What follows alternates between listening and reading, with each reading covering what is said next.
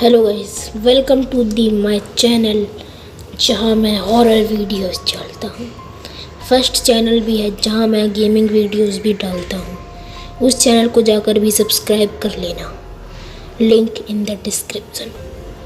आज की कहानी है नदीम अकरम जी जो कोलकाता में रहते हैं। नदीम अकरम जी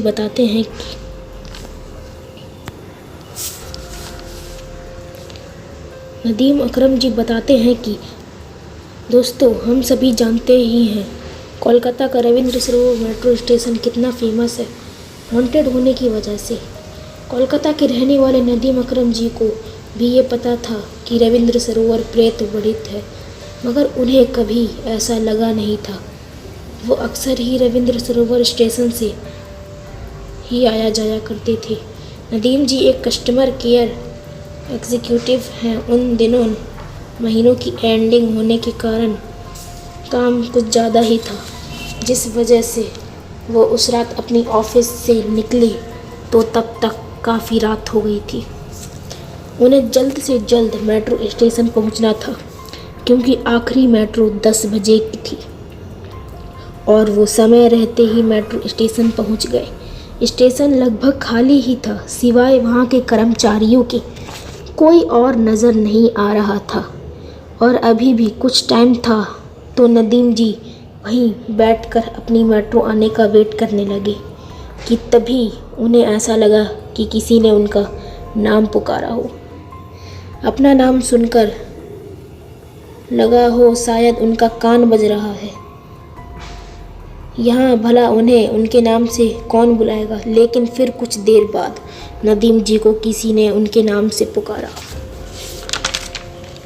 इस बार नदीम जी खड़े होकर देखने लगे कि आखिर उन्हें कौन पुकार रहा है।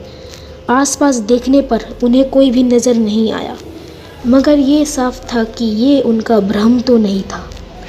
मैं थोड़ा और आगे गया ये देखने के लिए कि आखिर कौन पुकार रहा है, मगर आगे जाने पर भी कोई नज़र नहीं आया।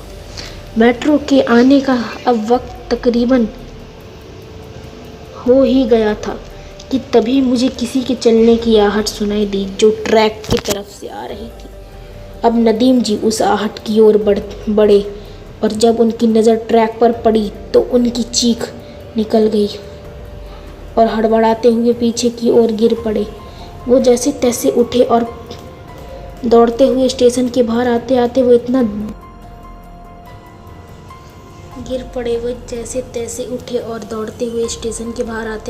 इतना डर गए थे कि वो स्टेशन की सीढ़ियों पर ही बेहोश हो गए। जब उन्हें होश आया तो कुछ लोग उनके आसपास जमा थे जो नदीम जी से बेहोश होने का कारण पूछ रहे थे। थोड़ी देर बाद उन्हें लगा कि वो सच में सुरक्षित हैं तो नदीम जी ने बताया कि उस ट्रैक पर उन्होंने बिना सिर वाले एक आदमी को चलते हुए देखा। इस पर वहाँ के लोगों ने बताया कि ये तो आम बात है, 10 बजे के बाद से यहाँ ये स्टेशन सुनसान सा हो जाता है। किसी की भी हिम्मत नहीं होती यहाँ पर रुकने की, और तो और यहाँ पर बहुत से लोगों की मौत भी हुई है। ये सब सुनने के बाद नदीम जी ने घर जाने के लिए कैब की बुक की और वो घर पहुँच गए। मगर नदीम जी आज भी रविंद्र मेट्रो स्टेशन से ही आते जाते हैं, मगर रात होने पर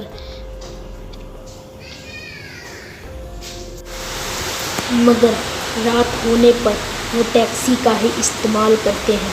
तो दोस्तों, इस कहानी में बस इतना ही। कहानी आपको पसंद आई हो तो लाइक शेयर सब्सक्राइब करें और साथ ही हमें कमेंट बॉक्स में ज़रूर बताएं। तब तक के लिए बाय एंड टेक केयर। और सेकंड चैनल को सब्सक्राइब कर लें, लिंक इन द डिस्क्रिप्शन, जहां मैं गेमिंग वीडियोस भी बनाता हूं।